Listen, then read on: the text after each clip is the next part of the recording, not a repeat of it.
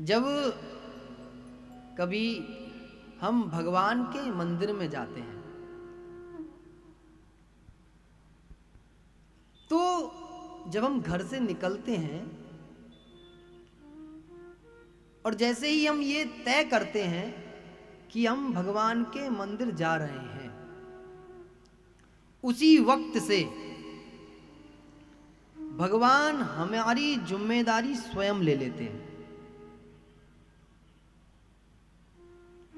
जितने भी मनुष्य इस पृथ्वी पर हैं और जितने भी लोग इस पृथ्वी पर कार्य कर रहे हैं, जिसने भी अपना थोड़ा सा समय भी ईश्वर की साधना के लिए लगाया है, तो भगवान ने उसकी साधना को सफल करने के लिए इतनी ही स्वयं साधना की है जितनी कि उसका भक्त कर रहा है। कभी कभी मनुष्य को लगता है कि मैं इतना कुछ कर रहा हूं, लेकिन उसके बाद भी मुझे कुछ परिणाम नजर नहीं आ रहे।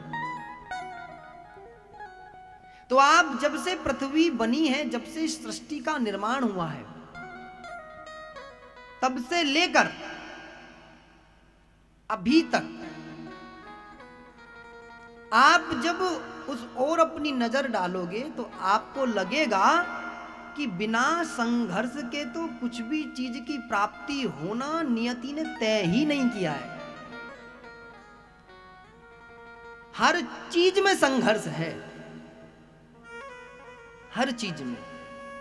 और किसी ने तो इतना सुंदर कहा है कि जीवन ही संघर्ष का नाम है। बिना संघर्ष के कोई महान नहीं होता।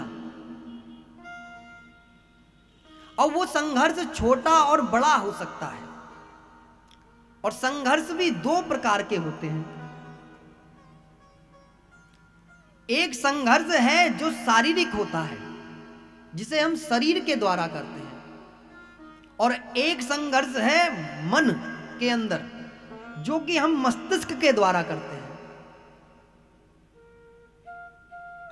तो पहले जो संघर्ष का जन्म होता है वह मस्तिष्क में होता है, दिमाग के अंदर होता है, और दूसरा संघर्ष शरीर के द्वारा होता है। जैसे हम अपने जीवन में लक्ष्य को प्राप्त करने के लिए बहुत मेहनत करते हैं, लेकिन क्या सभी को उनका लक्ष्य प्राप्त हो जाता है?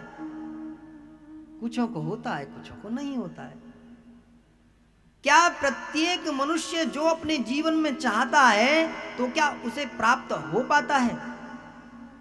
नहीं हो पाता। इसीलिए प्रत्येक मनुष्य को अपने जीवन में एक बार शास्त्रों की ओर जरूर आना चाहिए। और तुम शास्त्र की भी ओर ना आ पाओ तो भगवान की भगवत गीता की ओर जरूर आना।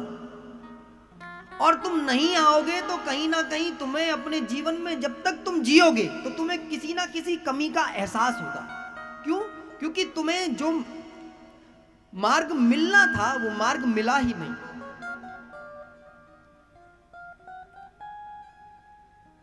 क्योंकि जब व्यक्ति असफल होता है किसी भी कार्य में तो वह व्यक्ति बड़ा ही डिमोटिवेट हो जाता है,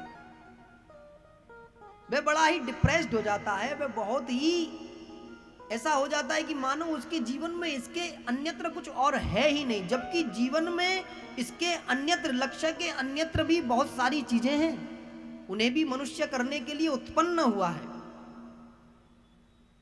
इसीलिए प्रत्येक मनुष्य को यदि अपने लक्ष्य की प्राप्ति करनी है, अपने जीवन को सुगम बनाना है, अपने जीवन को बहुत अच्छा बनाना है